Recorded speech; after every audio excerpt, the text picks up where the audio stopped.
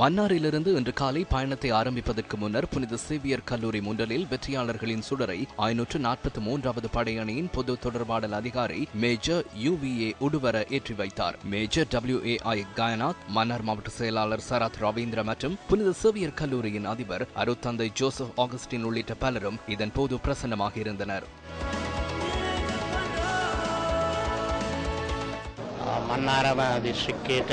வெற்றியாளர்களின் சுடரை மன்னார் மாவட்டத்திற்கு எடுத்து வந்த MTV MBC ஊடக வலையமைப்பிற்கு எமது நன்றிகளை தெரிவிக்கிறோம். இந்த பிரதேசம் அபிவிருத்தி எதுவுமற்ற நிலையில் கவனிப்பாரற்று காணப்பட்டது. எனவே பாராமுகமாயிருந்த பிரதேசத்திற்கு நீங்கள் வருகை தந்தமை தொடர்பில் நாம் மகிழ்ச்சி அடைகிறோம்.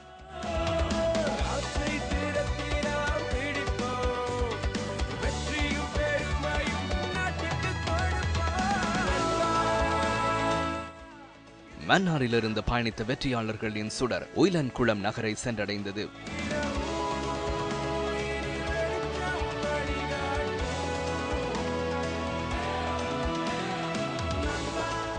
மன்னாரிலிருந்து புத்தளம் வரையான பயணத்தின் போது வீதியின் இரு மருங்கிலிருந்தும் அமோக வரவேற்பு அளிக்கப்பட்டதுடன் ராணுவ வீதி தடையின் போதும் ஒத்துழைப்பு வழங்கப்பட்டது.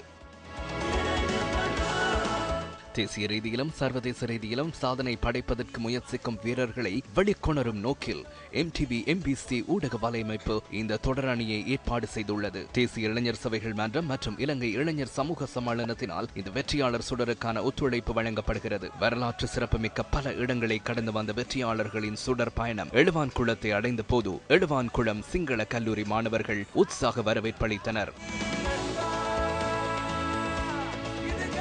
பண்டாரநாயக்க மத்திய கல்லூரியின் மாணவர்களும் வெற்றியாளர்களின் சுடருக்கு தமது வாழ்த்துக்களை தெரிவித்தனர்.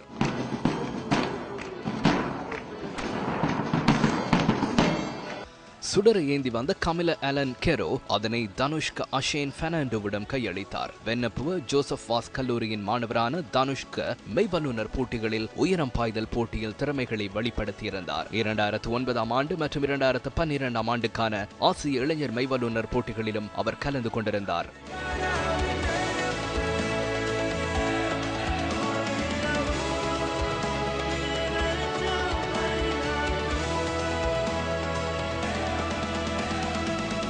மன்னாரிலிருந்து 150 கிலோமீட்டர் தூரம் பயணித்த வெற்றியாளர்களின் சுடரின் இன்றைய பயணம் புத்தளம் பஸ் தரிப்பிடத்துக்கு அருகில் நிறைவடைந்தது.